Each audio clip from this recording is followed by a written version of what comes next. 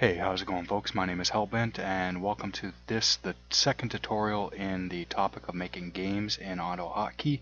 In this tutorial, the main focus is going to be on using your cursor or your mouse to control your player or your object.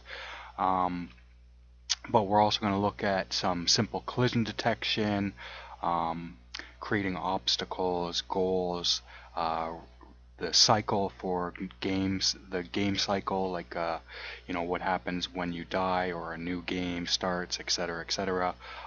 Keeping track of perhaps times, things like that. So in this tutorial, we're going to recreate this little mini game that I have here, which is perhaps one level of a game that you might want to make, where the goal is to start your player and then work your way through the maze to get to the goal. And then it will keep track of your fastest time. If you die, it'll restart you and you start the cycle. So this is how the game works. You just click on your player and then it'll follow your cursor as you try to work your way through the maze. And if you hit the sides, you have to start over again. And I'm really bad at this kind of game, so I'm not going to concern myself if I don't make it through.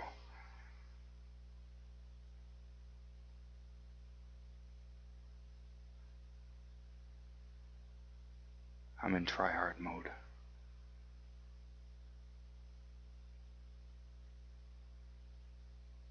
Okay, there we go. We won in 23 seconds and it updates the time. Okay, so like I said, this is what we're going to be doing. Like I said, the main focus of this is more of the guts of the program rather than things like, adding extra levels, having a loading screen, having a main menu, etc., etc. Saving the best times that you have and then having that load in the game, or adding fancy graphics to it. So we're just going to be using very simple graphics in this. So let's begin. I've created a new script that I've called GameMaker Tut number 2, and we'll just start coding right away. Just in case anyone's asking, wants to know, the editor that I'm using is called Site for AutoHotkey. You can get a copy of it just by doing a Google search and see what you get. And also, before anyone asks, no, I will not be releasing the code. If you want to take the tutorial, that's great. You'll end up with the code. If you don't want to take the tutorial, then you don't get any code. Okay, so let's begin. I'm going to start by making my script single instance force, and I'm going to create an emergency hotkey, which I'm going to set to Control plus Escape to exit the script whenever I want.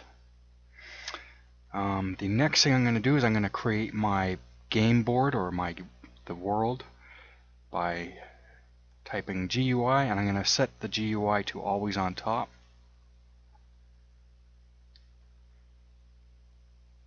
And next I'm going to make the background of the GUI black, but I could make it any color I want it, really. I could actually add images to make the background look nice, which we'll get into in a later tutorial.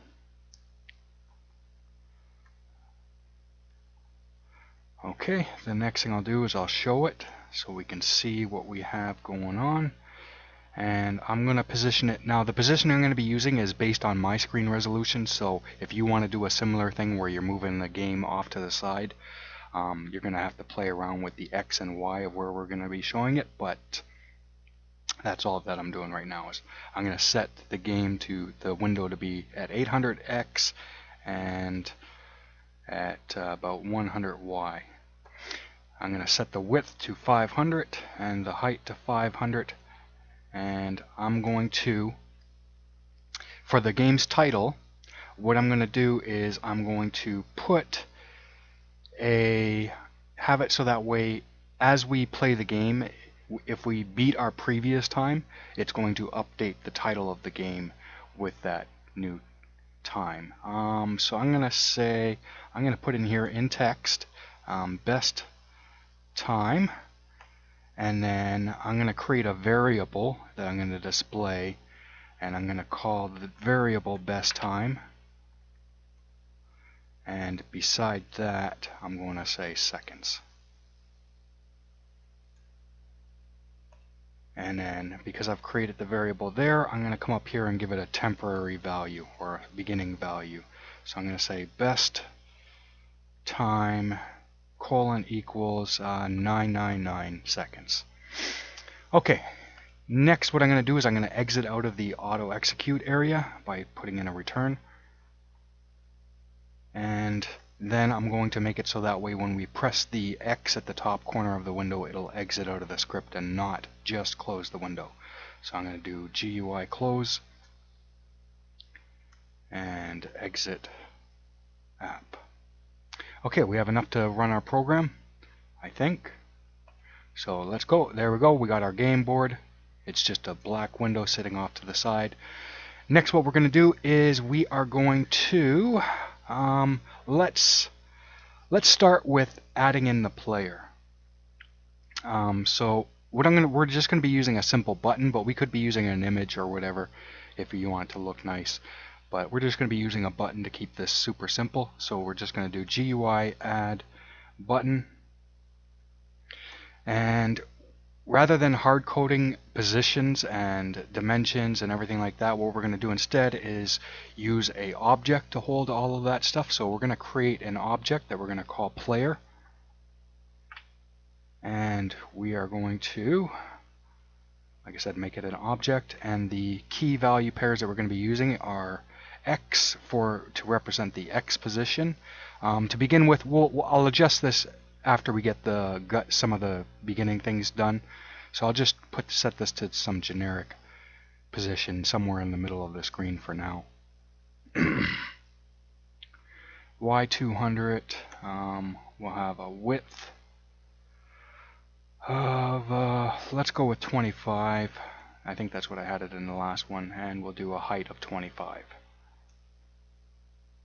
Now one of the things I'm trying to do is I'm trying to keep the width and the height to be odd numbers, so that way later on when I'm setting the button to follow my cursor wherever it goes, it's easy to center that. So it'll be 13 pixels from the left side and 13 pixels down from the top, and that'll center my cursor where the mouse goes, so that way it's not offset.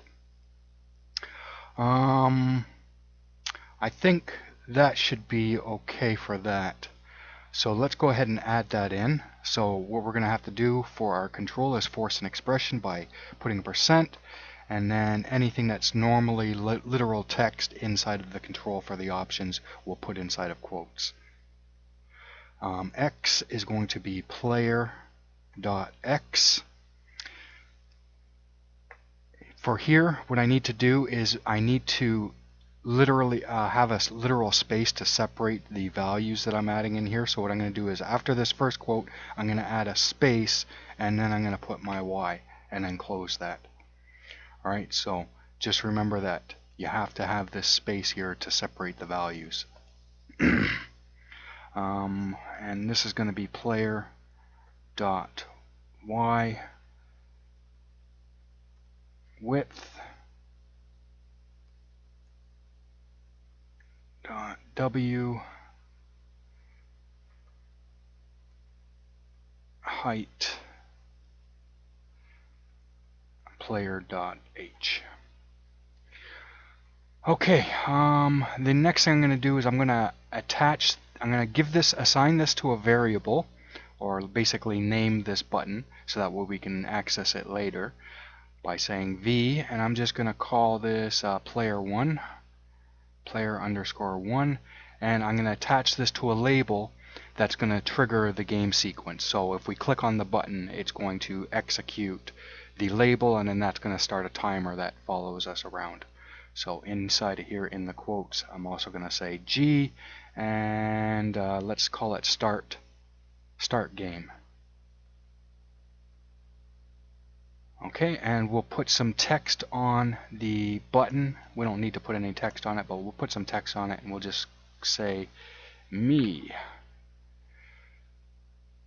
Okay, because I've created this label here, I need to come down here and add it in. So start game, and for now we'll just go ahead and close it off. We'll run it again, see what we have. So here we go, we have a button. When we click on the button, it comes into this label that says start game. Okay, so what are we going to do when we press on that button? So I'm going to go ahead and create another variable, and that variable is just going to make it so that way we can only press the button once to start the game. So like if we press the button, it'll start the game, but if we press it again while the game is playing, it's not going to actually do anything. So we're just going to create a control variable that's going to control the ability to actually start the game. So I'm going to call this game state. The game state is going to equal 0 to begin with, and then inside of our start game label or subroutine, what we're going to do is we're going to say if game state equals 0, which it does to begin with, what we're going to do is we're going to change the value of that variable so that way it can't come back in here. So if we press it once, it comes into here, it says is game state equal 0? Yes, it does. Change the value of game state to 1, so that way we can't press the button anymore. The next thing we're going to do is we're going to start a timer, and the timer is just going to keep track of where we move our cursor, and it's basically the game loop. So we're going to use a timer to have the actions of the game. And what are we going to call this? Let's call it move player. We can call it anything we want, but I'll just call it move player. And we'll set it to 10 milliseconds. So it's every 10 milliseconds it's going to go and execute this timed event or this subroutine and do whatever the code says to do.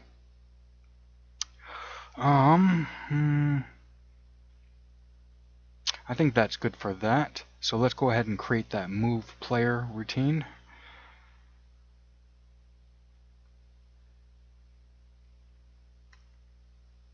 We'll close it out right away with a return.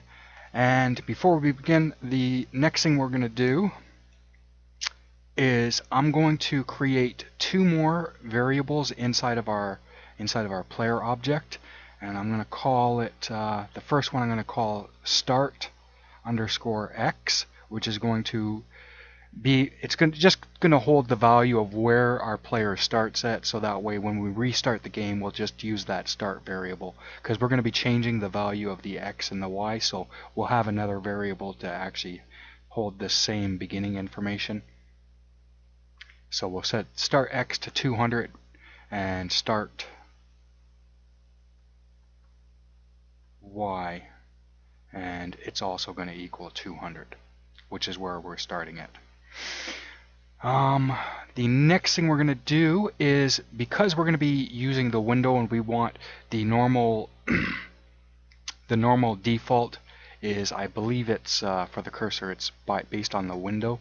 So what we're going to do is we're going to change the chord mode to actually be the client area. So rather than having our position of our cursor to be based on the whole dimensions of the window that we're working on, what we'll do instead is we'll change it so that way it's only working on the client area of the window, which is the inner area of the window. So up at the very top of the script, underneath the single instance force, we'll type chord mode, and then mouse, and then client. Okay, so now when we get the position of our cursor, it's going to be based on the client area or the inner part of the window that we currently have active. The next thing we're going to do is, as soon as the first thing that's going to happen inside of our timed event is it's going to get the position of our cursor. So we're going to say mouse get position, and we're going to create 2 variables. Let's call it, I'm going to call it new x for the x position and new y for the y position.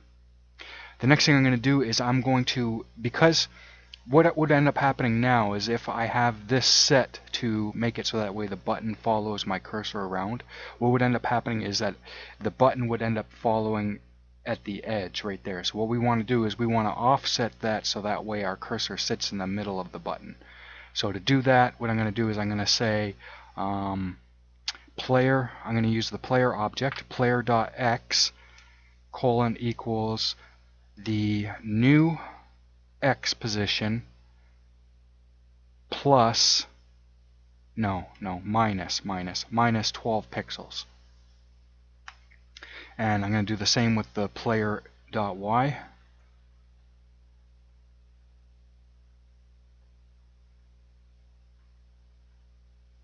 New y minus 12. So now it would follow it like that. Now it's going to follow it like that.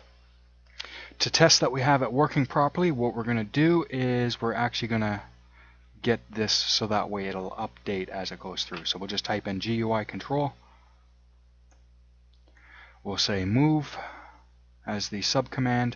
And what are we going to be moving? We're going to be moving the control that we've named player 1. Player underscore 1. And where are we going to be moving it to? We are going to be moving it to x player.x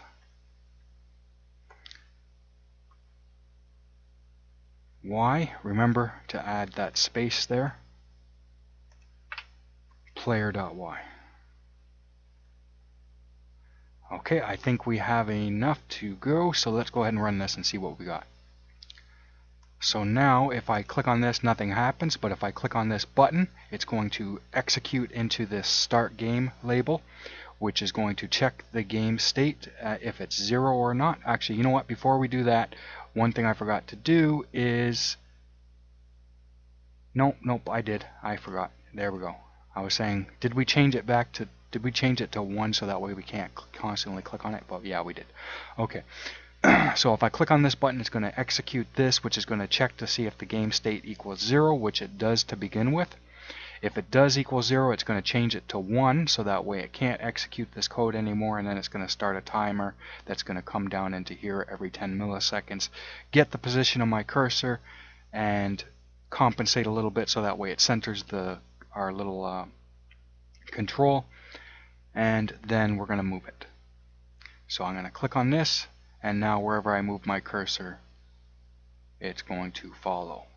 So there we go. We got simple movement with our mouse controlling our game piece. Okay, the next thing we're going to do is we are going to add some obstacles. So we're just going to, for the moment, we're just going to add the visuals of the obstacles. They're not actually going to do anything yet.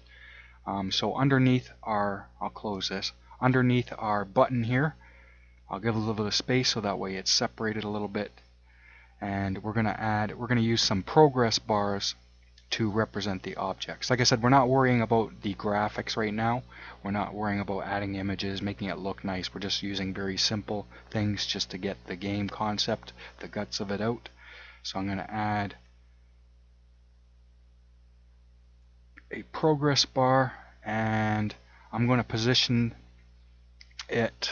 Like I said, we're just going to be making a very simple design. It's like you can go through and create a much more elaborate design. So I'm going to set the first one to x0, y0 as its starting position.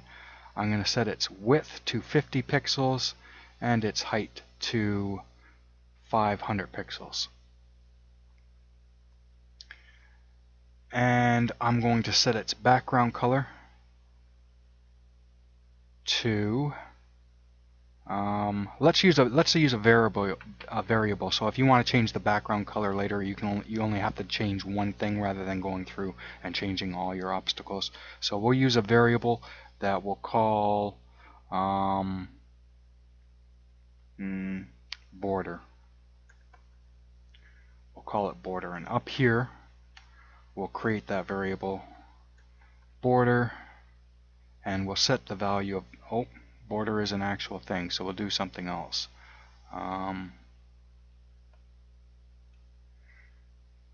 We'll call it trim. We'll call it trim.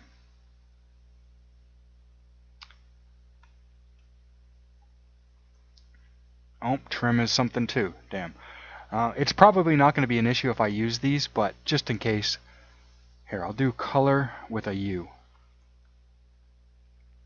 Color with a U. There, I'm sure that since this is written by Americans that they're using color just without the U, so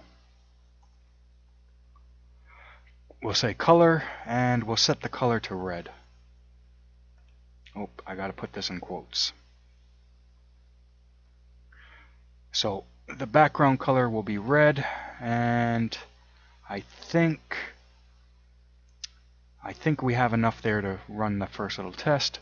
So there we go, we got our first border, and we'll just do a couple of them every 50 pixels, just like it was in the other one. So I'm just going to duplicate this code a couple of times. I don't know how many times, so I'm just holding, I selected the line I want to copy, and then I press Control D, or Control plus D. Okay, and now I'm just going to change the X position, Y position, and the height of the other lines here. You know what? I'm going to get rid of these guys, because I know that these ones here, I'm only going to want to have 450 pixels tall. And I'll duplicate this line instead a couple of times.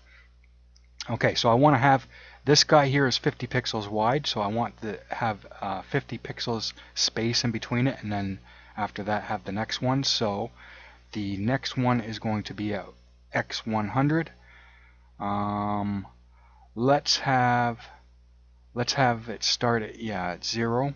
So if I run this, we should get our second piece. So our second piece is 450 pixels tall, starting at 0, and then the next one we'll have going up. So the next one is going to be at X200 and Y50. It's going to start at Y50 this time. So it has a little bit of a gap at the top. There we go. Next one's going to be at 300, and we're going to start at 0 again. There we go. The last one's going to be at 400 and start at Y50. And there we go. Okay, there we go with that. Next thing we're going to do is we are going to change the starting position of our player, so that way he's down here. We could make him up here, we could make him down there. Doesn't really matter. I'm going to make him down there. So in the player object, I'm going to change it. So I know that the width is 500. I know the player is 25 pixels wide and 25 pixels tall. So I'm going to set this to, let's see, 465 and 465. I think that's probably pretty good. Yeah, that looks pretty good. It's a little bit off center, but you know what? I don't care. That's good enough for me. I'm happy enough with that. And I need to change the starting positions as well. Oh, 465.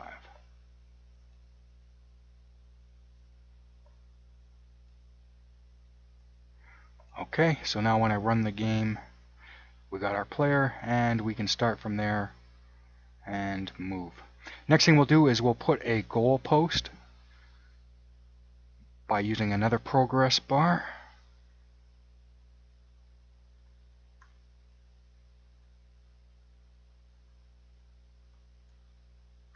We'll set its position to X50, so we'll have it start right here.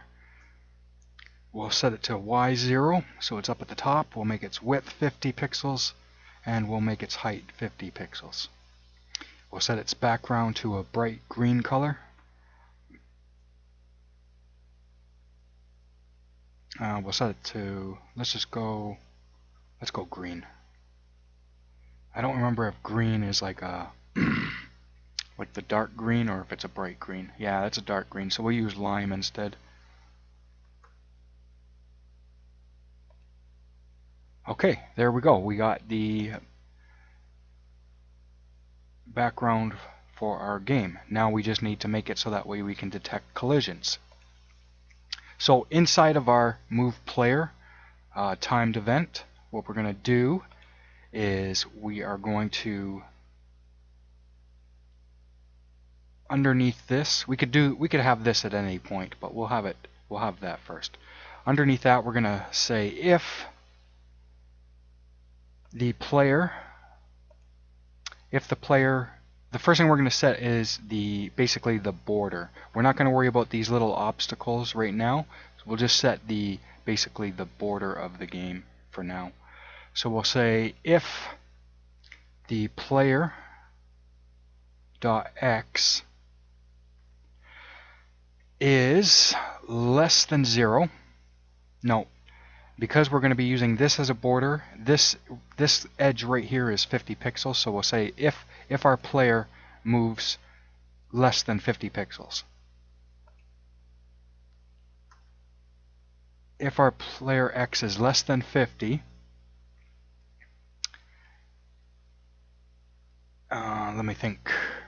If our player x is less than 50, or if our player dot x is greater than, the game board is 500 pixels. So what I'm doing is I'm setting the boundaries for the x-axis. So right now, if we go further than 50 pixels over in this direction, it's going to do something. If we move further than this edge is what I'm setting up now. So I know that the game board is 500 pixels wide, and my player is 25 pixels wide. So what I'm going to say is if the player x is greater than 500 pixels minus the width of the player.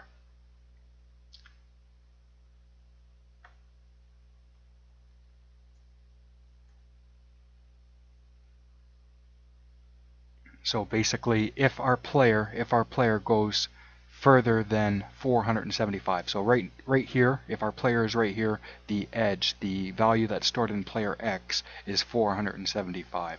If we go further than 475, this is going to be true, and that's going to cause us problems. Okay, so that's our X boundaries. Let's set our Y boundaries. So we'll say, or if player.y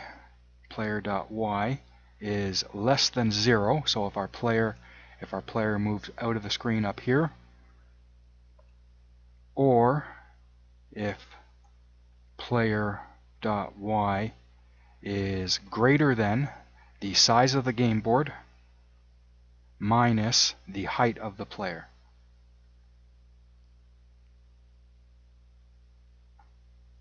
So basically, if our player goes any lower than this, it's going to be true. Okay, so there's enough to get this set up. So we'll say if that happens, if our player moves outside of the game boundaries, we are going to, what are we going to do? I guess the first thing we can do is we can stop this timer. So we'll say set timer, and the timer that we're going to be controlling is the move player, and we'll turn it to off. So as soon as this happens, it's no longer going to cycle through this code anymore. The next thing we're going to do is we are going to, when we start the game, when we press our player to start the game, what we're going to do is we're going to track how long the game ends by using the built-in variable, a tick count, which counts how many milliseconds it's been since you last restarted your computer. So we'll create a new variable and we'll call it start time. So inside of the start game label, we're going to say start time : equals a tick count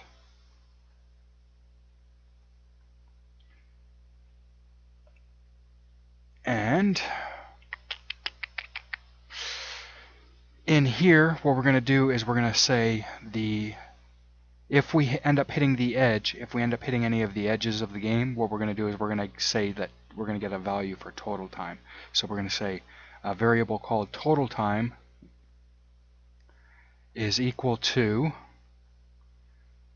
a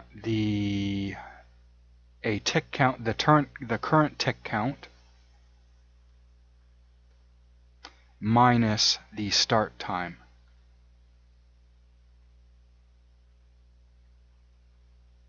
And then what we're going to do is we're going to divide that by 1,000. So, because right now it's going to be in milliseconds, but we're going to change that to seconds by dividing it into 1,000. But we don't really care. I personally don't really care to have how many milliseconds. I'm fine with, like, if it takes 4.5 seconds, I'm fine with it just saying 4 seconds. So what I'm going to do is I'm going to floor divide it by 1,000. So we'll just have the seconds. We're not going to have any milliseconds. It's just going to drop the milliseconds. So we're going to say the total time that it took us to run through this maze is the current count minus whatever we had when we started. Floor divided by 1,000. The next thing we're going to do is we're going to move our player. If we hit the border, we're going to move our player back to the starting position. So we're going to do GUI control. We're going to do move. What are we going to be moving? We're going to be moving player _1. And where are we going to be moving him? We're going to be moving him to X player.start _X. So player start X position. Oh, no. Start _X. The Y position is going to be player dot start _Y. So we'll reset the player back to its beginning position. The next thing we're going to do is we're going to go back into our GUI and we're going to add some text. So that way we can display some text that says either we won or we lost. So underneath underneath this guy here, what we're going to do is we're going to create a text control. GUI add text. We're going to set the X to be 0. We're going to make it so that way it's approximately in the center of the screen. So I'm going to start with a position of, let's say, about 150 pixels down. We're going to make the width of the board game. And the height doesn't really matter, but we'll set it to the difference, which is 350 pixels. So 350 plus 150 gives us 500. Next thing we're going to do is we're going to center any text that we have within the center of the game board by typing in center in the options, and we are going to make the background of the text control transparent by typing in background trans. And we're going to associate a variable with this. We'll call it WinText. And do I need anything else? Center, background trans. The next thing I'm going to do is I'm going to change the font, because right now it's going to be really small text. So up above our text control, I'm going to say GUI font. I'm going to set the color to, let's go aqua. We're going to set the size to about 44 pixels, or whatever that works out to be. And I'll set it to Cooper Black. So it's a nice bold text. So we changed the font to aqua in color, the type size to be 44, and the type to be Cooper Black. We'll put some generic text on this just to test that it's working out okay. We'll say you win. And we'll run this, and hopefully we didn't have any code down here that's going to give us a problem. Okay, so there's our text. So we know that it's working. It's approximately centered. We're going to have probably multiple lines here. Let's add a couple of lines. I'll add 3 lines. So the character that I'm using here, if you're not familiar with it, is just above your tab key. There's a key that looks like a squiggly line, like that. All I'm doing is I'm holding shift and pressing that. Nope, I'm not holding shift. And then N. So this just means new line. And test. Okay. And we'll do one more line. Blah, blah, blah, blah, blah. Okay, there we go. So our text, if it's 3 lines, it's approximately centered in our screen. So we can get rid of all this text now. The next thing we're going to do is we're going to make it so that way this text field is invisible when the game starts. So in the options, I'm going to type in hidden. And now when we run the game again, even if I type out test there, we're not going to see any text. So what we're going to do instead is we are going to come down into our condition where if we hit the edge, we're going to type,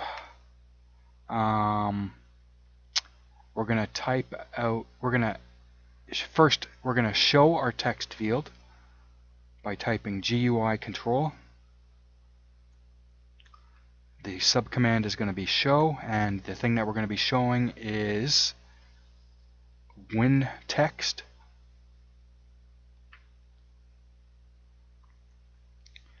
And that's it for that. The next thing we're going to do is we're going to update it with some text. So we're going to say GUI control. No subcommand this time, so we're going to leave that blank, and we're going to be once again working with the win underscore text. And we are going to be putting into that some text. So I'll do it like I did in the other version. So I'm going to do X space X space X, and then a new line, and then you suck, and then a new line, and then X X X. So if we hit the edges, it's game over, and we get the message you suck. So let's go ahead and test that. So if I hit any of the borders, we get the game, it says you suck, and it puts our player back in the beginning. The next thing we'll do is we will have this text stay up for a certain amount of time and then disappear. So we'll use sleep. We'll do 2 seconds, so 2000 milliseconds. And then what we're going to do is we're going to hide our win text. So GUI control. The subcommand is hide, and we are going to be hiding win text. So if we hit the edge, you suck, and bam. After that, what we're going to do is we're going to make it so that way we can start a new game, because right now, even if we click on this, we can't start a new game. So in order to make it so that way we can start a new game, is we're going to change our control variable back to having a value of 0. Game state colon equals 0. So now when we press on the button again, this will become true, which will start our game over again. So let's go ahead and you suck, and we can start a new game. Okay, so that's that.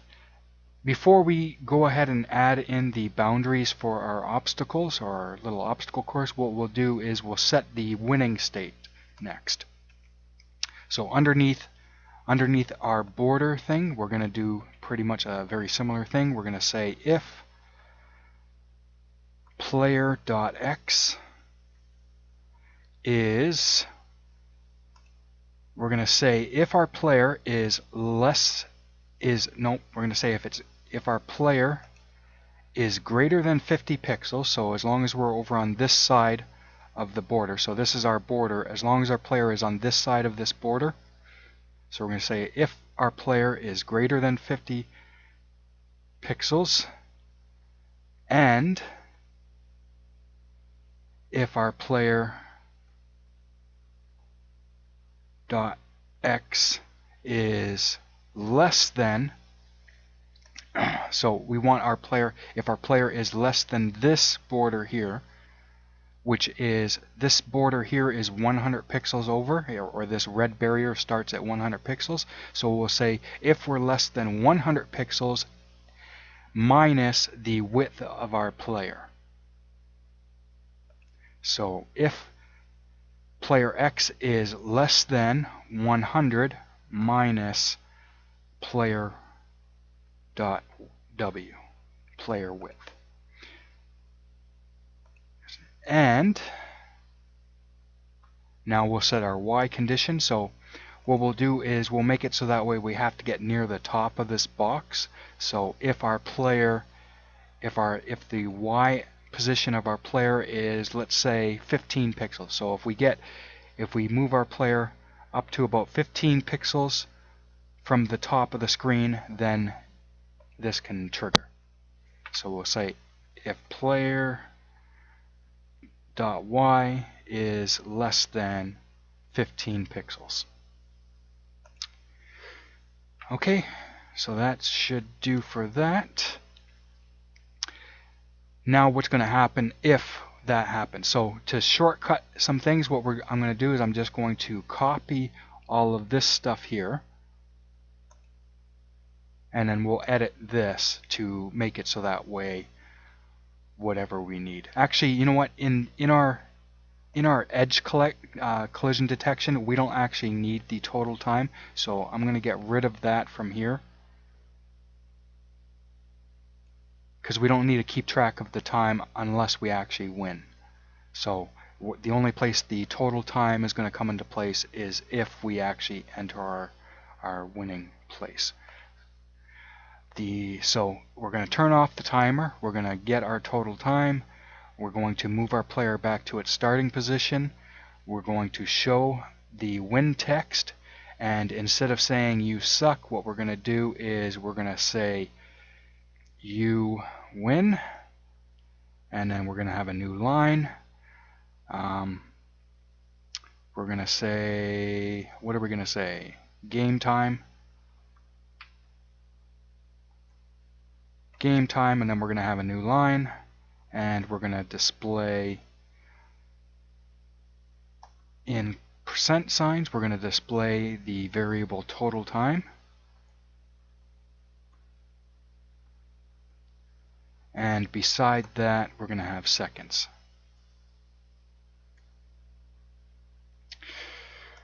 The next thing we're going to do is we're going to check to see if the variable total time, so if our total time is better than the best time that is currently available, we'll swap out those values. So after we display our text, we'll say if total time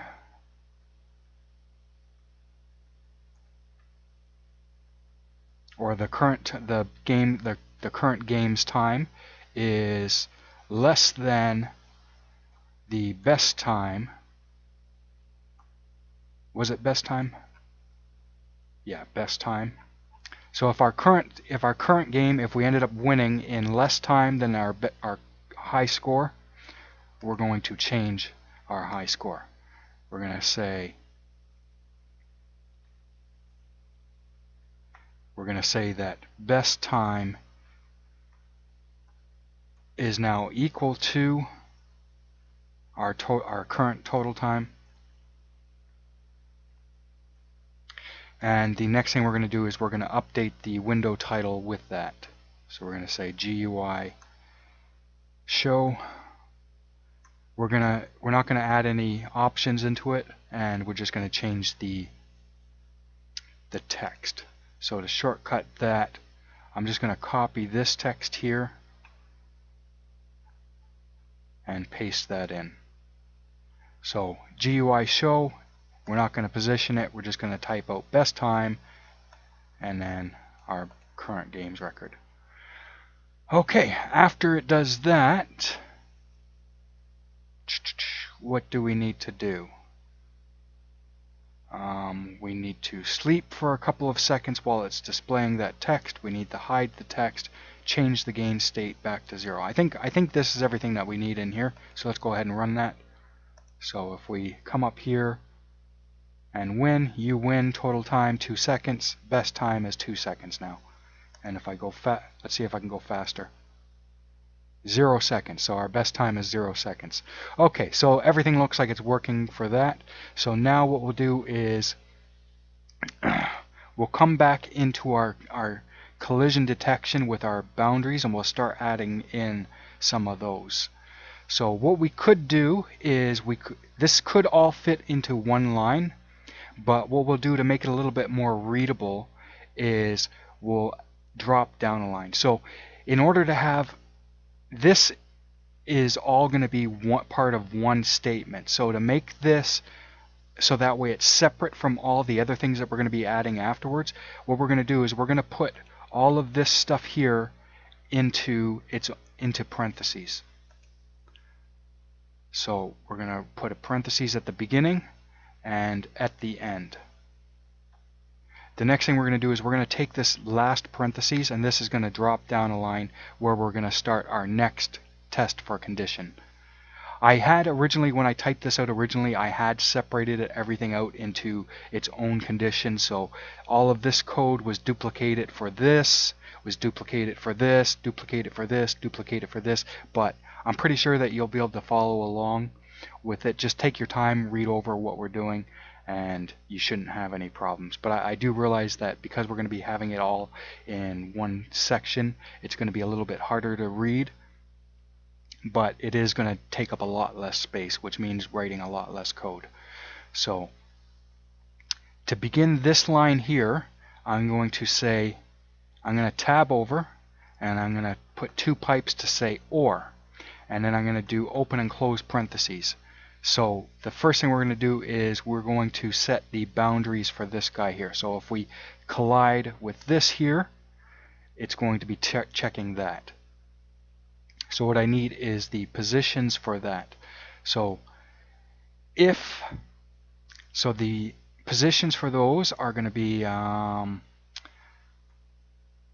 if player.x is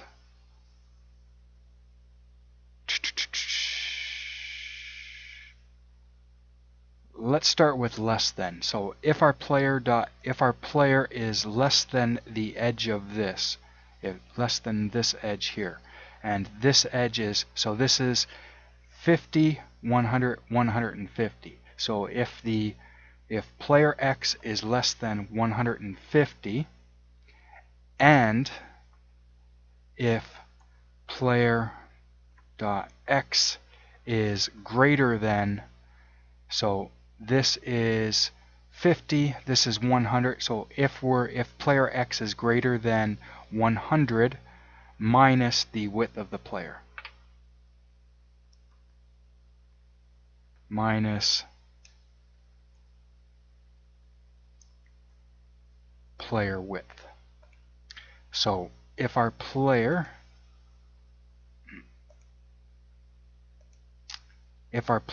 moves too far this way, it's going to trigger it, and if our player moves too far this way, it's going to trigger it along the x-axis. So that's our x-axis. Now we will do the y-axis. So we'll say and. Now because we already have the top border done, all we need to do is just incorporate this bottom edge here. So the thing that we're going to be going is if our y-axis is less than 450. So this edge right here is at 450 pixels. So if our player is greater than 100, less than 150, and less than 450. So basically, if we're anywhere within this red area, it's going to be true. So, and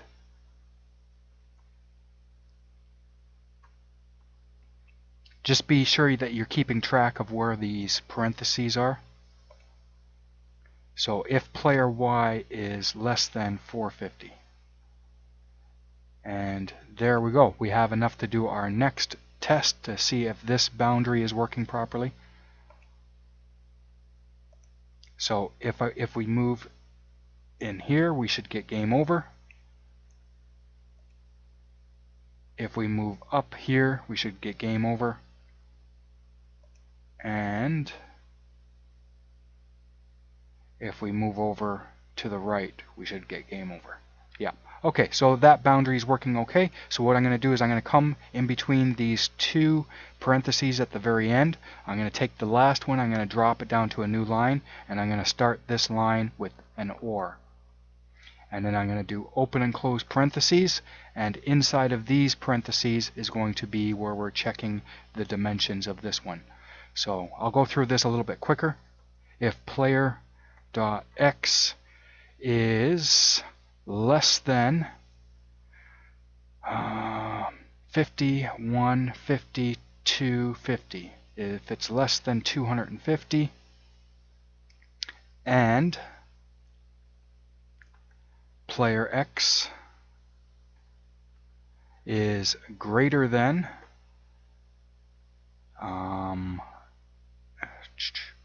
51, 50, 200, 200 minus the player's width.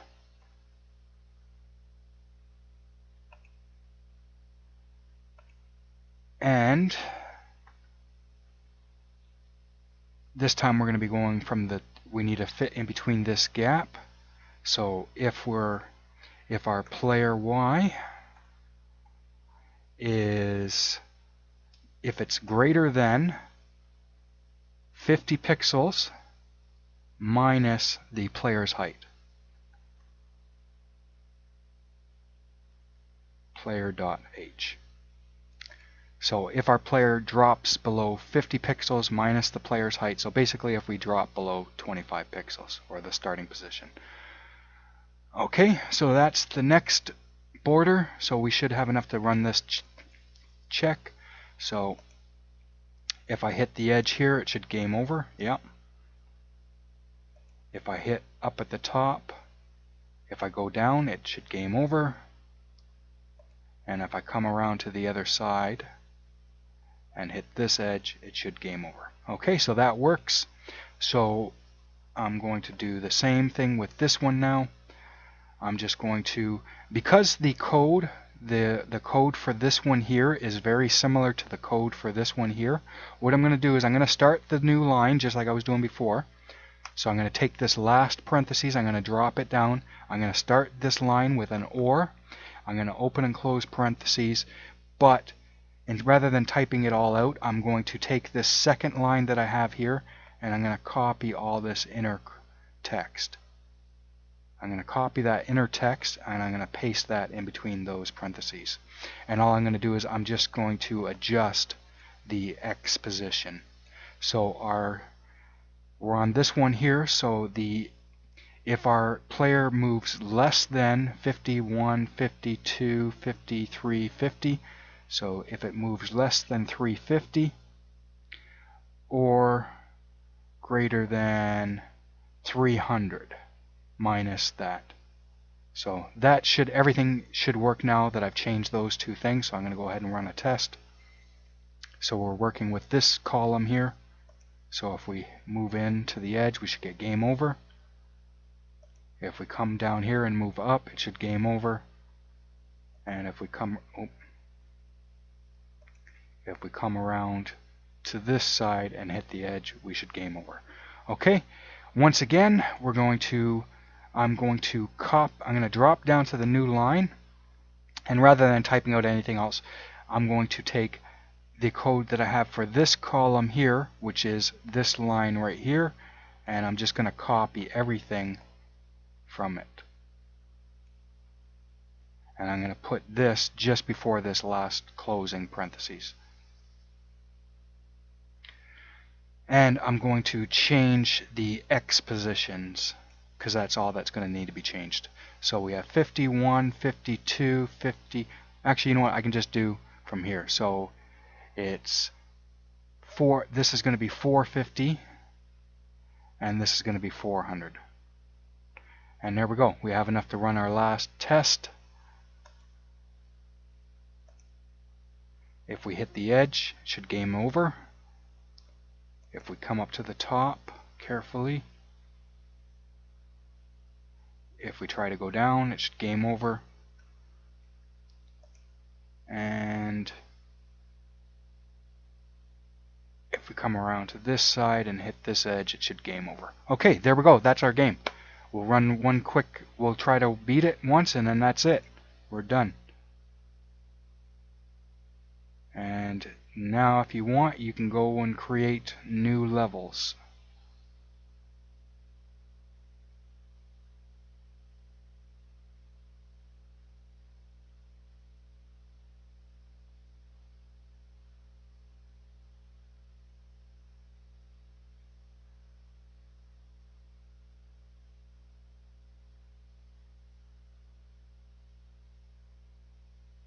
Come on, try hard mode.